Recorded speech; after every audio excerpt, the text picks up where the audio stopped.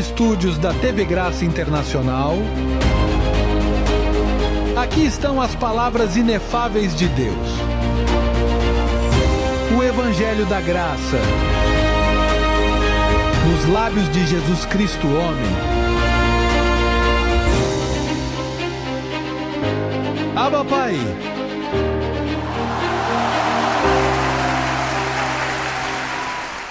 Abençoados com todas as bênçãos, podem tomar assento e vamos mais uma vez edificar o que Deus amou, que são vocês, a amada. Em todos esses anos, ainda não havia surgido um ministério que chamasse a igreja de amada, porque quem deveria fazer isso era o próprio Jesus Cristo, homem, que diz que chamará a sua amada. Assim, a que não era amada, ele a chamou de amada, e esses são vocês. Bem, hoje temos, como sempre, um tema muito interessante para compartilhar com vocês. O tema é um pouquinho polêmico, pois diz: os muitos são os todos.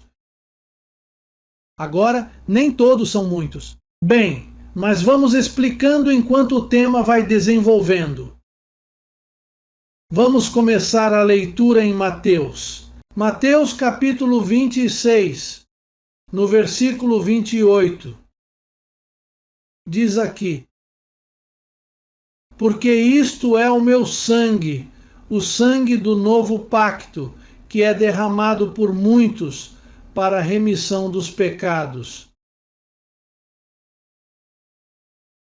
Eu li esse termo há muitos anos, os muitos, mas me chamou a atenção que o sangue de Jesus Cristo não foi derramado por todos os homens da terra, pois esse termo muitos me chamou muita atenção, porque está dando a entender que nem todos os homens que nascem têm direito a esta provisão. Mas, nesse momento, pensei que por ser Mateus, que era um homem sem muito conhecimento, sem base bíblica. E como esse é um livro histórico e há tantos livros, não só havia 4 o que o sistema chama de evangelho, que não é evangelho, são 4 livros de história: Mateus, Marcos, Lucas e João. Muitos mais foram escritos, possivelmente 20 ou 25 livros. Todos que tinham dinheiro para pagar um escrivão, e fosse vizinho, por exemplo, de José e Maria, e tivesse escrito uma história sobre o personagem Jesus de Nazaré. Mas bem, comecei a procurar e pensei: bem, Paulo sempre mencionava Isaías como um de seus profetas favoritos. Então decidi buscar essa palavra muitos em Isaías. Em Isaías 53, vamos ler o versículo 11. De Isaías 53, diz: ele verá o fruto do trabalho da sua alma e ficará satisfeito. Com o seu conhecimento, o meu servo, o justo, justificará a muitos, porque as iniquidades deles levará sobre si.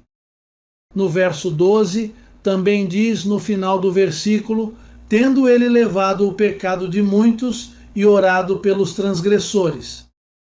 Pois bem, agora a palavra muitos começou a ter mais importância, pois já não só Mateus a mencionou, mas agora um profeta como Isaías esteve falando do mesmo assunto. E por isso então decidi procurar mais versículos do Antigo Testamento para verificar este tema sobre os muitos.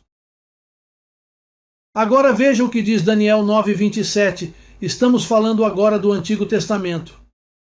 Daniel 9:27 diz: meu servo confirmará o pacto com muitos, não com todos. E também no capítulo 12 de Daniel, no versículo 10, diz: muitos serão purificados e embranquecidos. Mas a palavra muito se repete. Então isso começou a ser um tema de edificação, um assunto que eu devia abraçar para fortalecer minha fé e entender o pacto da incircuncisão. Entender o propósito de Deus com essas duas sementes que há na terra. Por isso é que fala de muitos, e não todos. E ainda quando diz todos, está se referindo aos muitos. Mas vamos continuar desenvolvendo o tema. Depois, voltei a um livro histórico em Mateus, capítulo 20, verso 28. Veja como diz este versículo.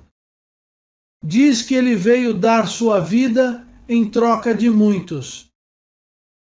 Ou seja, isso já era um tema muito claro. O resgate era para muitos, não para todos. Porque se ele tivesse decidido salvar a todos eles, ele salvaria a todos, mas havendo duas sementes nesta terra, Caim e Abel. Lembram-se do ladrão bom e do ladrão mau? Embora todos os ladrões são maus, mas, como ele acreditou, ele foi chamado de bom ladrão ao longo da história. Também quando diz ovelhas, dá a entender que há lobos, e ele deu sua vida pelas ovelhas, que neste caso são os muitos. Agora, indo não a Mateus, mas ao Novo Testamento, vocês sabem que eu digo que o Novo Testamento começa em Romanos, porque o pacto não muda se não houver morte do testador. Então, quando Cristo morreu, iniciou o novo pacto, e o único que escreveu de forma mais excelente sobre Jesus Cristo foi o perito arquiteto, o apóstolo Paulo. Os apóstolos não podiam escrever nada, porque naquela época Jesus Cristo não era cristão, ele era judeu e praticava a lei de Moisés. Portanto, não se podia falar de cristianismo ainda. Paulo é quem traz à luz toda a revelação do novo pacto. Agora Paulo diz em Hebreus capítulo 2, versículo 10, diz: tendo que levar muitos filhos à glória, segue Paulo com a palavra muitos. E em Hebreus 9, 28 confirma mais ainda. Diz que Cristo se ofereceu uma única vez para levar os pecados de muitos.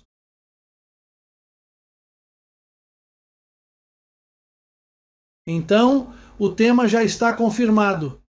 O tema já diz que Cristo morreu pelos muitos e não por todos os homens. Isso parece uma blasfêmia. Com certeza. Todos que estão no sistema acreditam que isso é uma blasfêmia. Como assim Cristo não vai morrer por muitos? Com certeza. Bem, vamos seguir lendo porque precisamos de mais evidências bíblicas. Por exemplo, veja, eu falei que todos e muitos. É preciso entender essas palavras, porque se você não entender a palavra todos e muitos na boca de Paulo, vai se confundir. Olhe Romanos capítulo 5, versículo 18 e 19. Veja como diz o versículo. Diz que assim como pela transgressão de um, a condenação veio a todos os homens. Para quantos? Por um, a condenação veio a todos os homens. Mas veja que todos que está falando aí que não são todos os homens e sim todos os muitos. Diz, da mesma maneira. Porque a maneira não pode mudar. Se isso acontecer, saímos da fé e entramos em apostasia. Da mesma forma, pela justiça de um, todos os homens receberam a justificação da vida. Agora, como sabemos que os todos são os muitos?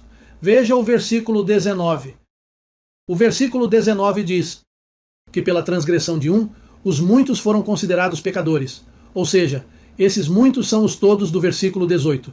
Entendem? E diz que, da mesma maneira, os muitos serão considerados justos.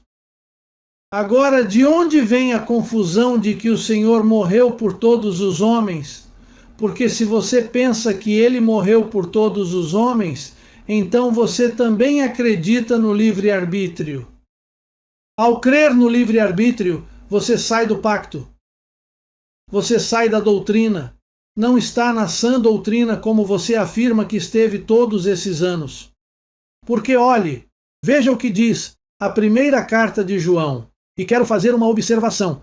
Quando diz 1 de João, é porque é de João, porque Paulo nunca disse primeira carta de Paulo. Ele dizia carta de Paulo aos Tessalonicenses, carta de Paulo aos Gálatas, aos Efésios, aos Colossenses, aos Coríntios, etc. Agora, quando se referem a Timóteo, não é a primeira de Timóteo, é a primeira carta de Paulo a Timóteo. Agora, Paulo avisou: olhe, tenham cuidado com a doutrina, pois vão surgir cartas como se fossem nossas, mas não são nossas. Por exemplo, veja como escreve João, 1 de João, e essa é de João. Essa carta sim foi de João, e estas são as cartas. Deixe-me avisar, quando você ler a Tiago, a primeira carta de Pedro, porque é de Pedro, é de Tiago, segunda de Pedro, primeira de João, segunda de João, terceira de João, Judas, Apocalipse. Esses são os últimos 8 livros adicionados, dos quais Paulo nos advertiu que são livros da circuncisão. Discípulos da circuncisão. E você deve ter cuidado com eles. Quando os ler, você precisa entender isso, que são livros escritos por vontade deles. Agora veja como João diz. A falta de sabedoria de João, quando escreve a primeira carta de João, capítulo 2, versículo 2. Veja como diz. Ele diz que é a propiciação por todos os nossos pecados, e não somente pelos nossos, mas também pelos de todo o mundo.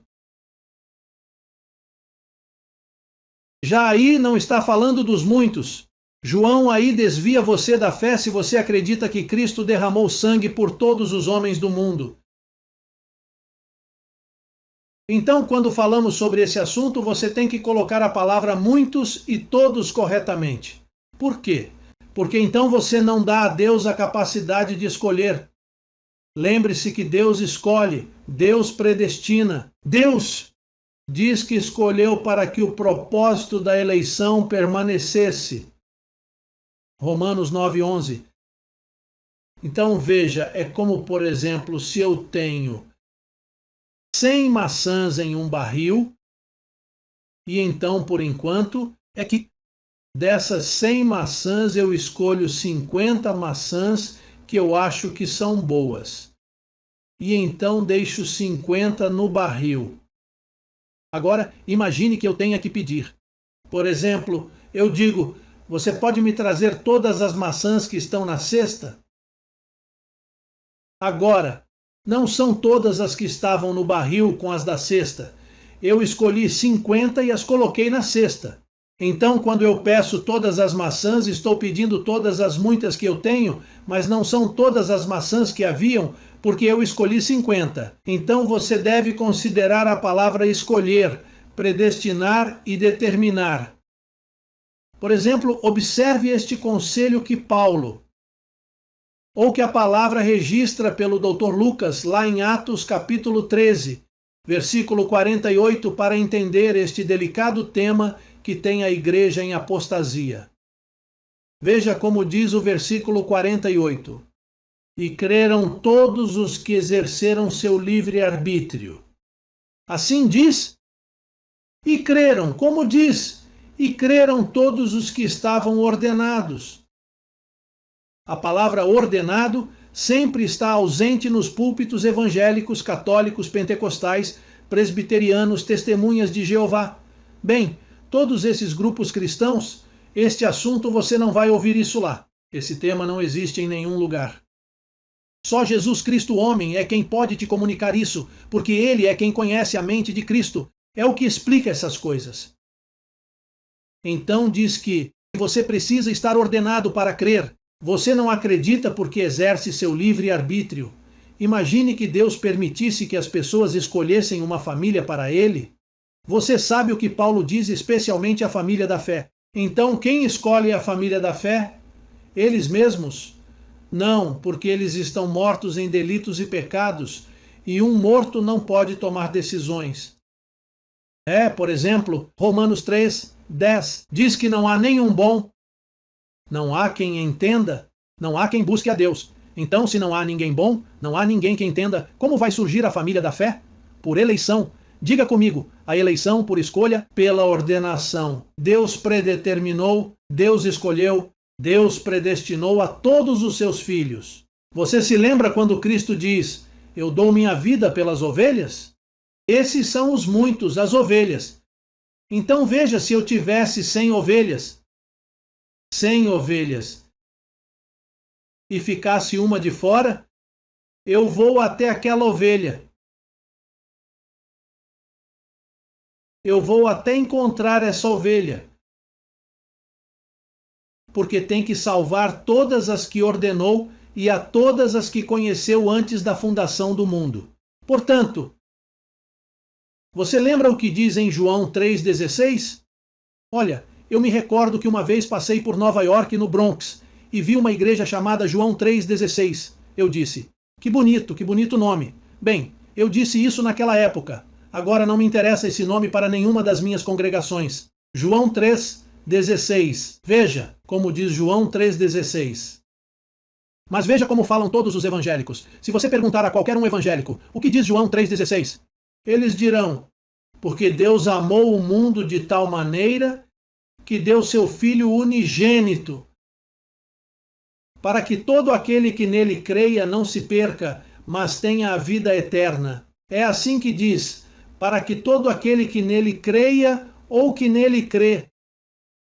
Apóstolo, mas qual é a diferença? A diferença é do céu à terra.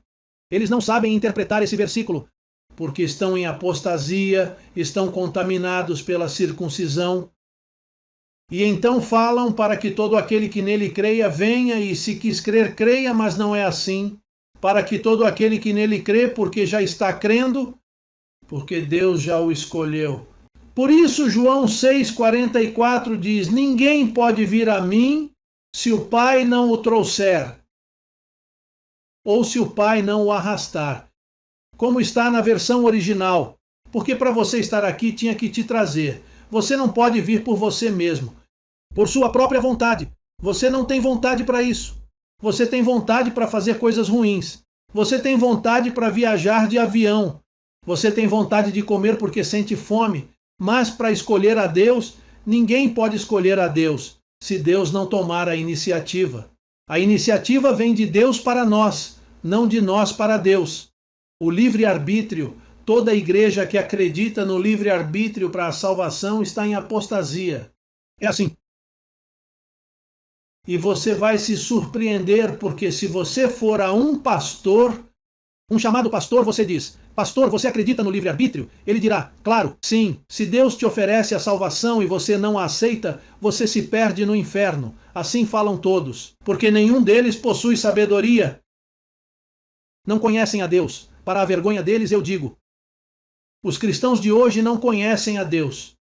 Se o conhecessem, entenderiam essas coisas que estou falando. O que digo aqui é loucura para eles. O que é isso? Onde estava isso? Como Cristo morreu pelos muitos? Não, Cristo morreu por todos que querem crer, para todo aquele que nele creia. Não, isso não funciona assim, abençoado, né? Não funciona assim, meu irmão. Isso funciona de acordo com o decreto de Deus, o conhecimento prévio de Deus, que não apenas te conheceu e te ordenou, mas ele está tão certo de que você vai chegar que diz que ele escreveu o seu nome no livro da vida. Por isso, em Lucas, capítulo 10, creio que é o versículo 20, quando disseram, veja, Senhor,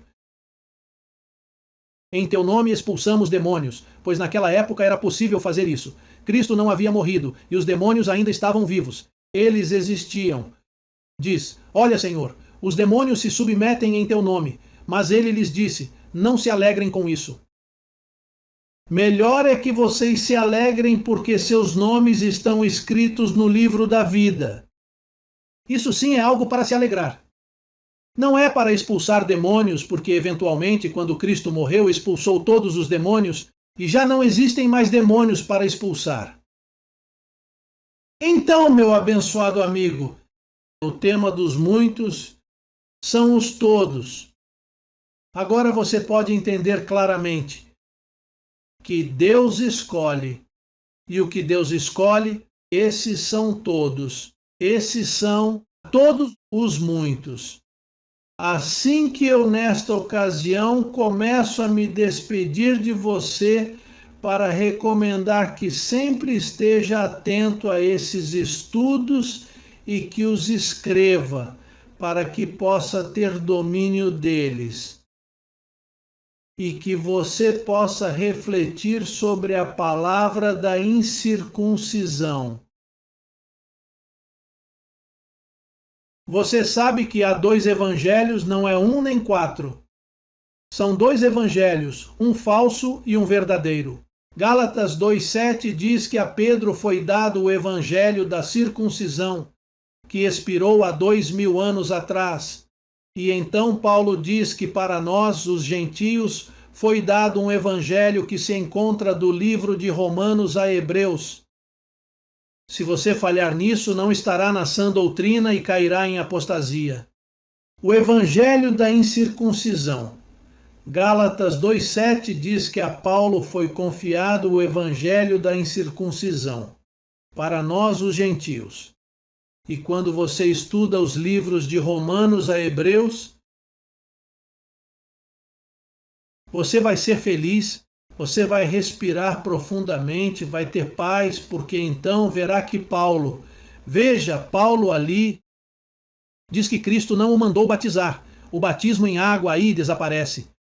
Paulo diz que sua Páscoa, que é Cristo, já foi sacrificada, não precisa tomar a Santa Ceia, porque isso é um rudimento da doutrina de Cristo, como diz Hebreus 6:1, é preciso abandonar esses rudimentos, e então você verá que o diabo foi destruído. Hebreus 2:14 diz que o diabo foi destruído. O diabo não existe, o que existem são desejos enganosos. Efésios 4:22. Os desejos enganosos que percorrem nosso corpo físico, que são desejos enganosos, são mentiras. Não acredite neles. Você precisa levar esses pensamentos cativos à obediência de Jesus, para que você saiba que está abençoado com todas as bênçãos, que você é mais que vencedor, que nada pode separá-lo do amor de Deus, que ninguém pode arrancá-lo de suas mãos, pois ele já o possui. Ele te escolheu desde antes da fundação do mundo e agora o tem em seus braços, e ninguém o tirará de suas mãos. Assim que eu recebo que você é obediente ao pacto, e lembre-se de Romanos a Hebreus, aí que está a vida escondida. A vida eterna está nesses livros, e eu te aconselho a fazer essas divisões para que você seja encontrado em fé e não em apostasia. Abençoado com toda a bênção, até a próxima. Até logo!